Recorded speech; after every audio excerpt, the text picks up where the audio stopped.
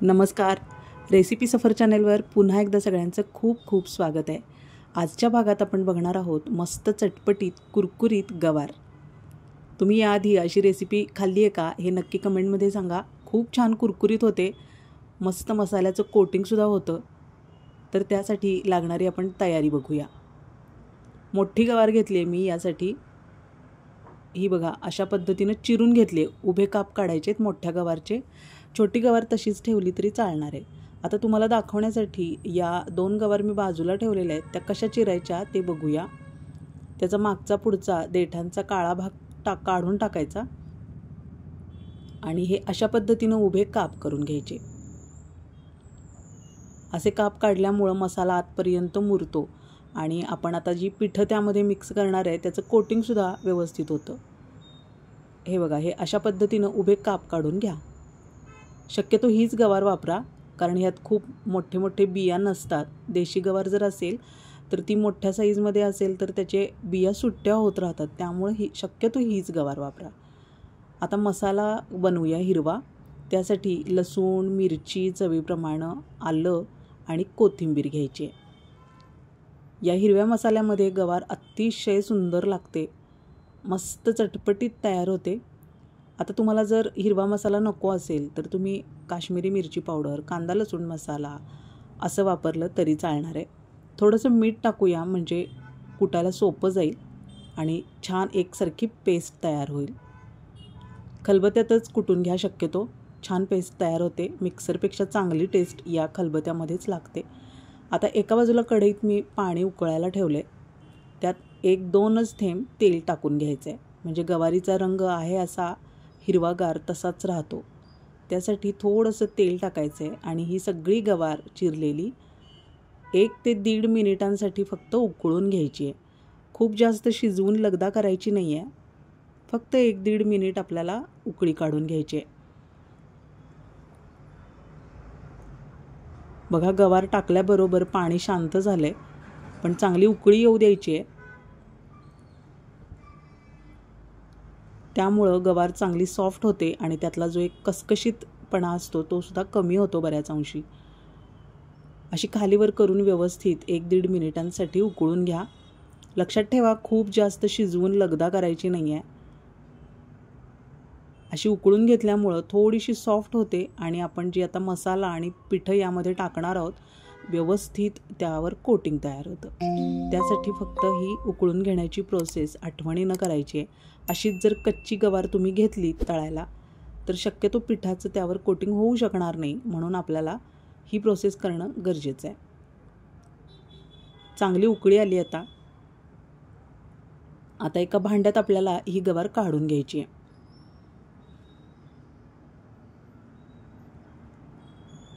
बघा, रंग असाच राहिला आहे, कारण आपण त्यात 1-2 थेंब तेल मिक्स केलं होतं. त्यामुळं रंगसुद्धा त्याचा खुलून आला आहे. काढून घेऊया आता. नक्की बनवा ही रेसिपी, खूप सुंदर बनते. रेसिपी सफर चॅनेल अजून तुम्ही सबस्क्राईब केलं नसेल तर जरूर सबस्क्राईब करा. बेल आयकॉन प्रेस करा म्हणजे नवीन व्हिडिओचं नोटिफिकेशन तुम्हाला सगळ्यात आधी येईल. व्हिडिओ आवडत असतील तर एक लाईक नक्की करा. हाईप बटनसुद्धा प्रेस करा. आता हा जो आपण खरडा बनवून ठेवला होता तो टाकायचा आहे. आपल्याला जेवढा हवा आहे, जेवढ्या चवीप्रमाणे तेवढा मिक्स करून घ्यायचा आहे. खूप मस्त टेस्ट येते या खरड्यामुळं. नक्की बनवा ही रेसिपी, खूप छान बनते. आता बाइंडिंगसाठी आपल्याला बेसन पीठ आणि 2 चमचे तांदळाचे पीठ घ्यायचं आहे. अंदाज घेत आपल्याला पिठं मिक्स करायचे आहेत. जेवढी गवार किती कोटिंग होईल याचा अंदाज घेऊन आपल्याला ही पिठं मिक्स करायची आहेत. शक्यतो समप्रमाणात घ्या. कुठलंही पीठ कमी जास्त झालं तरी चवीत फरक पडत नाही, कुरकुरीतच बनते गवारी. थोडीशी काश्मीरी मिरची पावडर टाकली रंगासाठी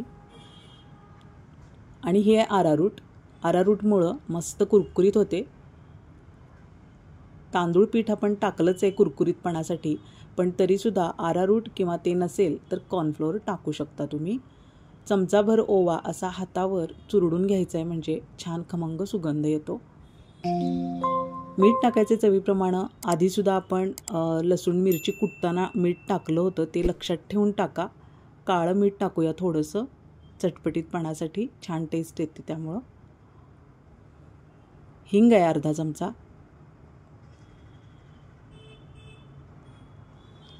आता हे सगळं मिक्स करून घेऊया.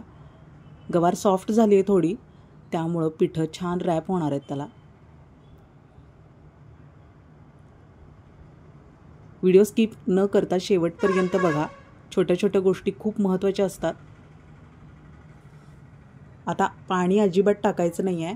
हे थोडंसं गरम तेल एका बाजूला गवारी तळायला आपण तेल ठेवलेलं आहे, त्यातलंच हे अगदी थोडंसं तेल घ्यायचं आहे, खूप जास्त टाकायचं नाही.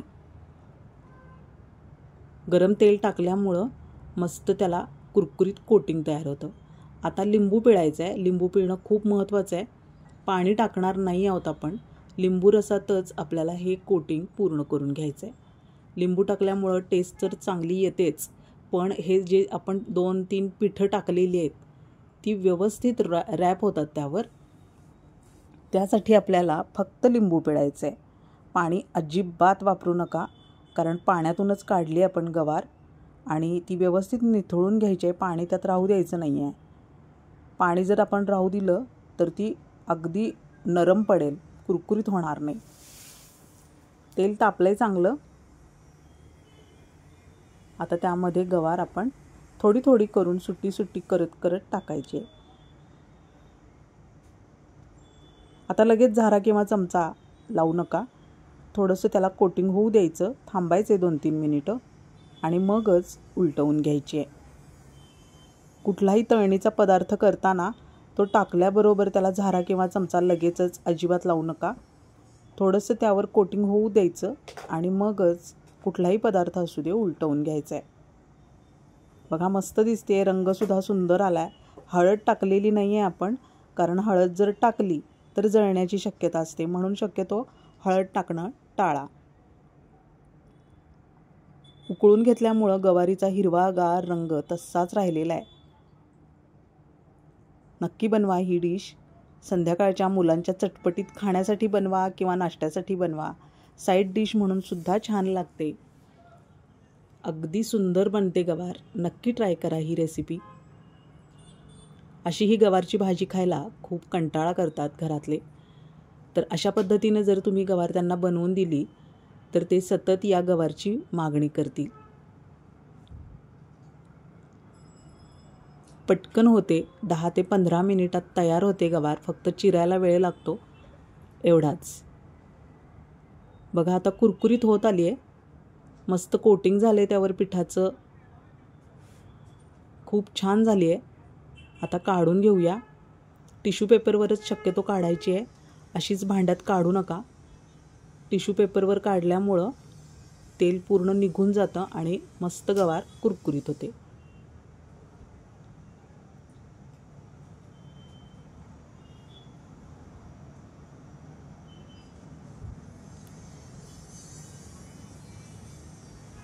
खूप जास्त एकाच वेळी टाकायची नाही. जेवढी तेलात बसेल तेवढीच टाकून घ्यायची आहे.